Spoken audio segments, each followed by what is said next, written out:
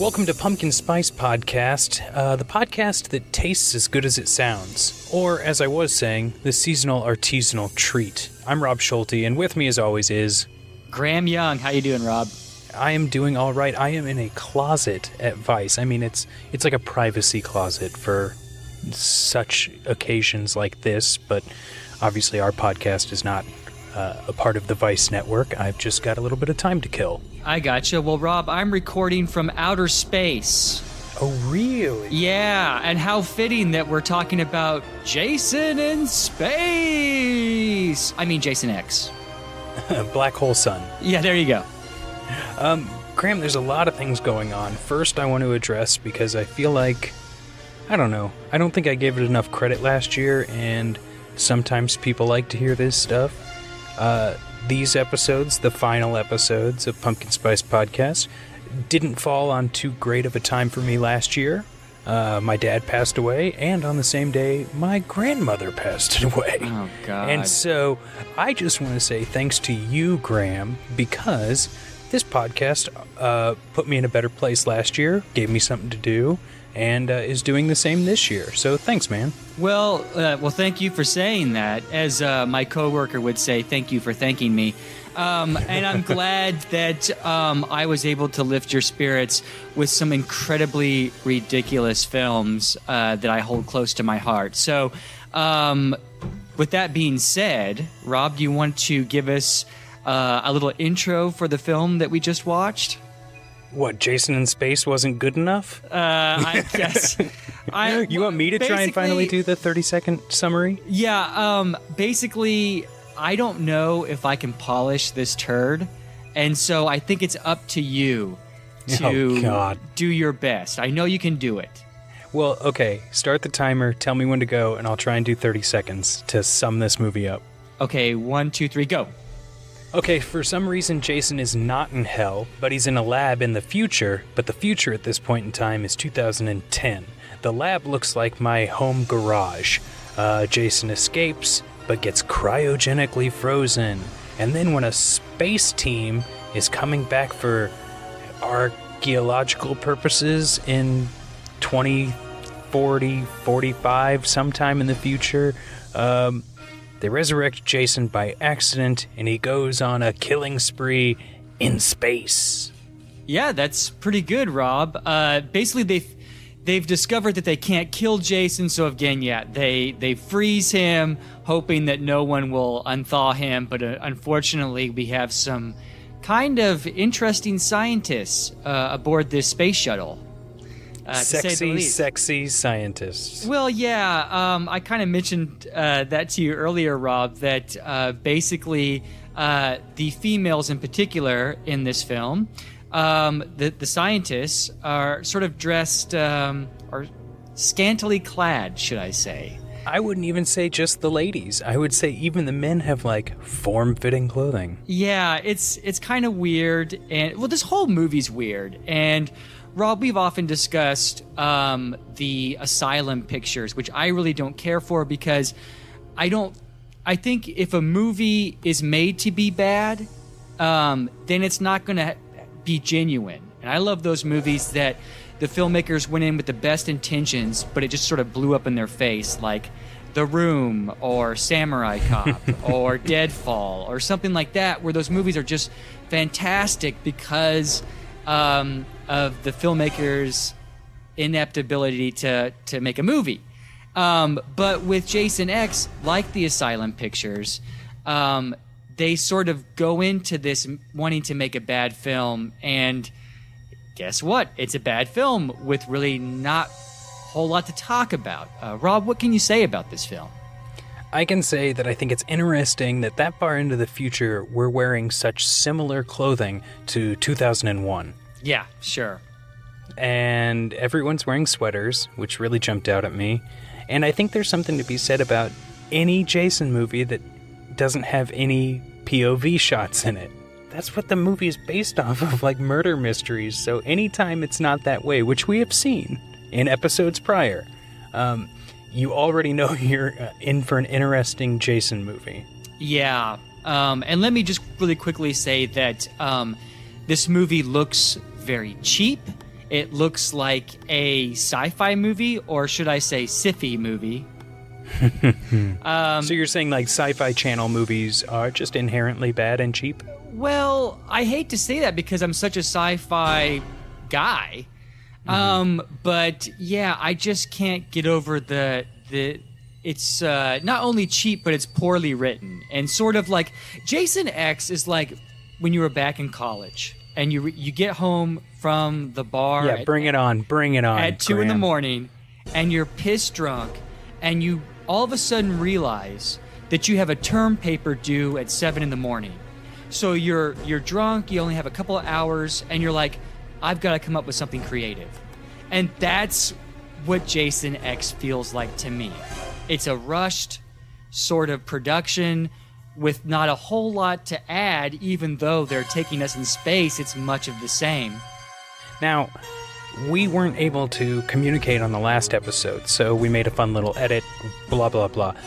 We talked about Jason going to hell and why they killed him off, and each of our thoughts on that. I thought it was just to kill off competition. Now... That's a great idea. That was a great little insight that you had into the series, Rob. I really enjoyed that. I mean, it makes sense, but then it doesn't make as much sense to then just break canon even further. It's like, you know what? We pissed everyone else off on the last one. How can we do it even more? Well, I mean, I think you're on the right track. I think that, look, I love New Line Cinema. What they did with the Nightmare on Elm Street series, even before that, when they were helping John Waters with his films. It's a great studio, and Bob Shea is a terrific film producer. I don't know what he's like in his personal life, but I think he's a great sort of... he's not the head of the studio anymore, but when he was the head of the studio, he was great. And unfortunately, I don't think he knew how to handle the Jason character. And sort of your theory on buying the character only to kill the competition is actually a pretty great... I think that's the best conspiracy theory of this season. And that's totally a thing Bob Shea would do. It is. Look, I know some things about Bob that we're not even going to get into in this podcast. Maybe if we talk about Ninja Turtles and Toxic Avenger, then we'll go into that whole story. Maybe that for Christmas. Yeah, we'll leave that whole story for Christmas. That would be my Christmas present to you, Rob, is going into New Line's whole thing with Ninja Turtles. But yeah, I just don't think New Line was very passionate about the character or creating a really good story for the character. And I can't remember if I mentioned this in last week's episode, Rob, but what I think is funny is that New Line Cinema only purchased the character Jason. Because oh yeah, you did go into that. Yeah, I think that's so hilarious because the New Line Cinema films are Jason Goes to Hell and Jason X because they didn't purchase the title Friday the 13th. And well, think about this. It may have not been for sale. That's true. I don't think that Paramount put that on the table. And what's kind of funny is I've been waiting for Paramount to sort of make a Friday the 13th movie without Jason, just a movie called Friday the 13th that has nothing to do with Jason Voorhees, and it's just another type of horror film. I don't know if that will ever happen, but they can potentially do that, is what I'm trying to say. So let me ask you this. If they did that, where would you want it to go? Well, almost... I mean, I'm just spitballing off the top of my head right now, but almost like what they tried to do with the Halloween series, starting with Halloween 3, Season of the Witch, where, spoiler alert, Michael Myers, I almost said Michael Voorhees, Michael Myers is not in that film. And what they were trying to do is, the first two films were about Michael Myers, and now we're going to sort of create an anthology franchise. So each Halloween movie that comes out each year will be about a different creature or threat or monster or whatever. Sure, and that's what they were trying to do with Friday the 13th, except it ended up revolving around Jason, right? He's such a strong character. And again, yeah, because they try to make Tommy Jarvis the new killer. And I like that. And someday, maybe for our special Halloween treat, Rob, I'll discuss the script that I wrote in high school, The Cult of Jason.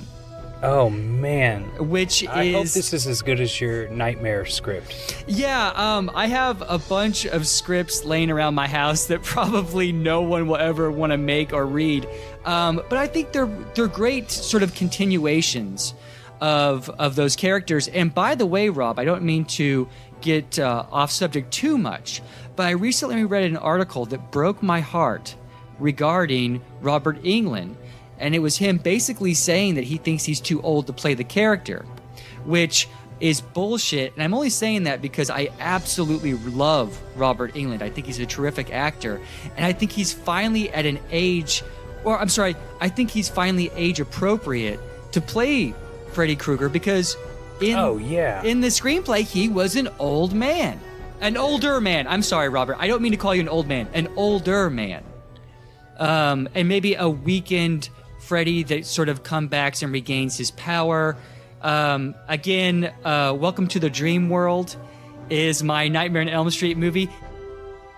What stood out most to you in Jason X? That's easy, Rob. It's something to do with the casting. Did anybody in this film look familiar to you? Man, you always say that. And this time, no. Okay. So, possibly the greatest filmmaker from Canada, David Cronenberg, is in this movie. Dude, I remember, there's a very Cronenberg-esque scene. Sure, I think that they were paying homage. And I know that this film was shot in Canada, so they were probably like, hey, David, can you come over and shoot a scene? Okay, so David Cronenberg is Dr. Wimmer? Yeah, so basically he's wearing a white scientist coat, and he's basically like, hey, we need to freeze Jason, and then Jason comes to life, and the FBI agent starts shooting him. And so this is at the beginning of the movie, not like the doctor in the... Yeah. Okay. And what's funny is David Cronenberg has cameoed in other horror films. He was in Clive Barker's The Nightbreed. But why he chose to be involved in this picture, I don't know. Cronenberg is I've often referred to him as the venereal disease horror icon, where it's a lot of body horror and human sexuality. And believe it or not, these are highbrow films. They're real intellectual pieces.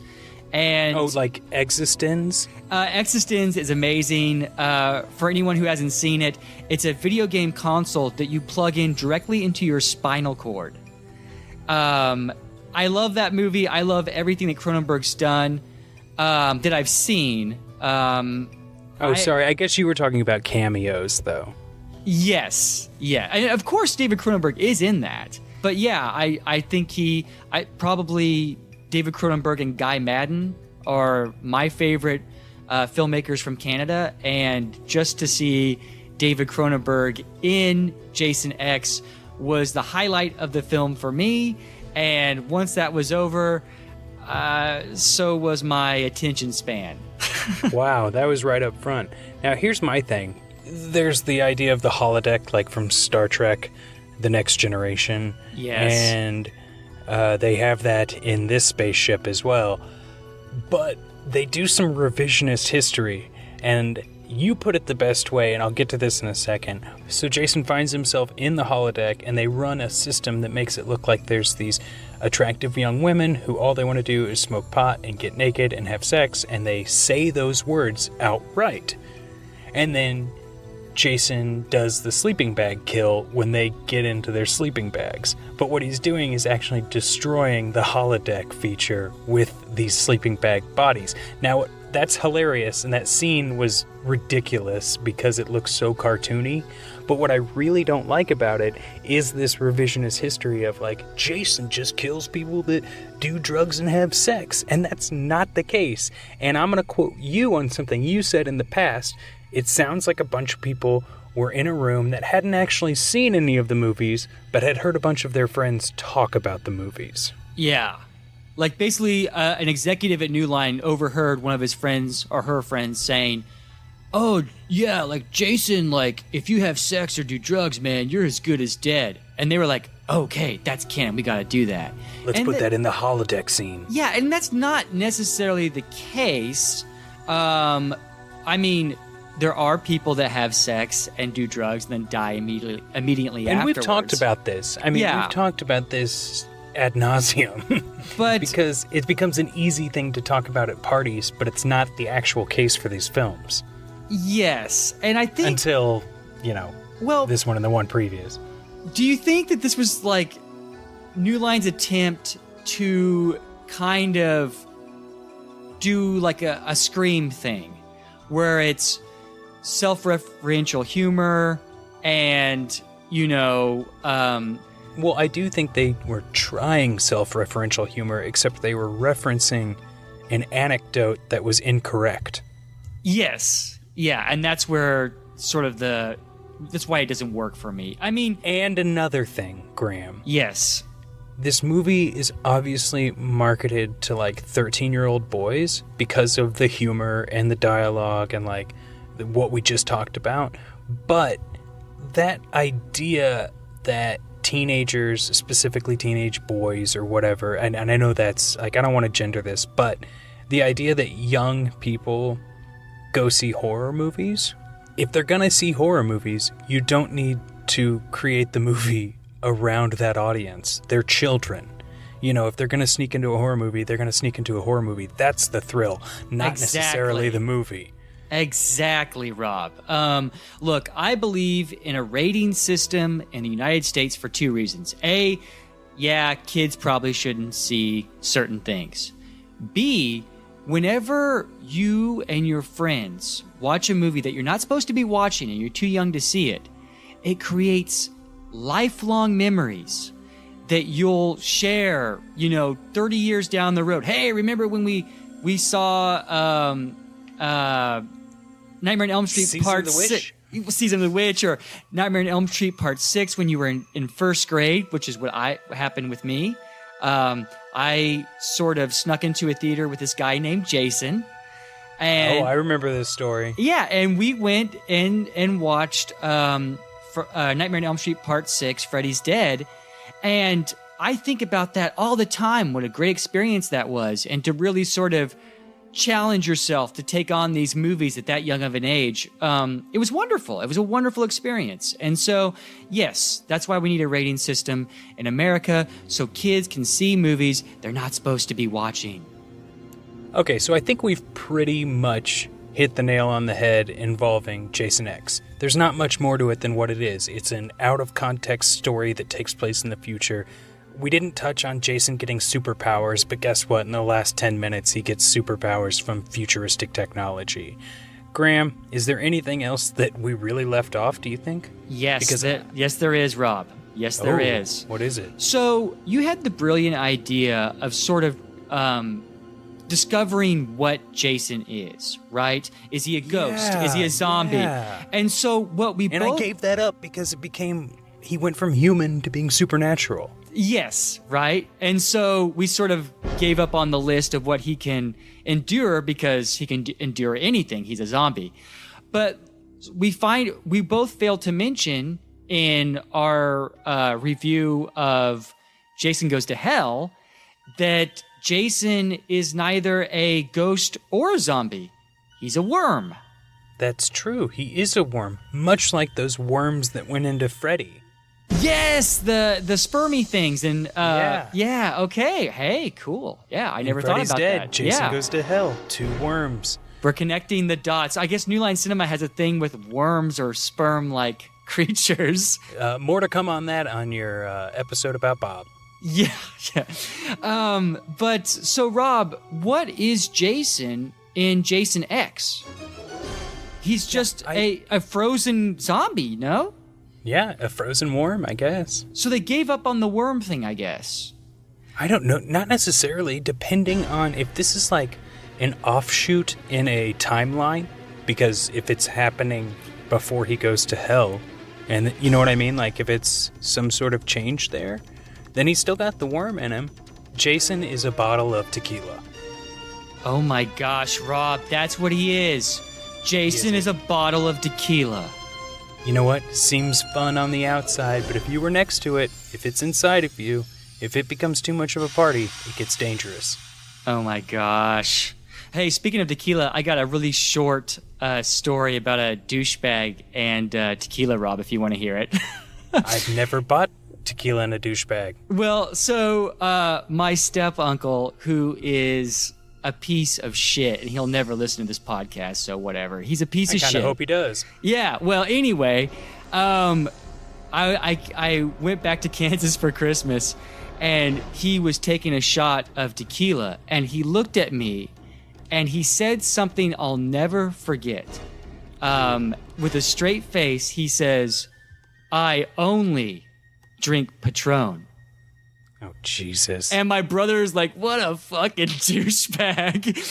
Anyway, every time I hear tequila, I think of my step-uncle acting like a douchebag. But anyway, I love that people are like, I only do this. Yeah, you're so cool, dude. You're so cool.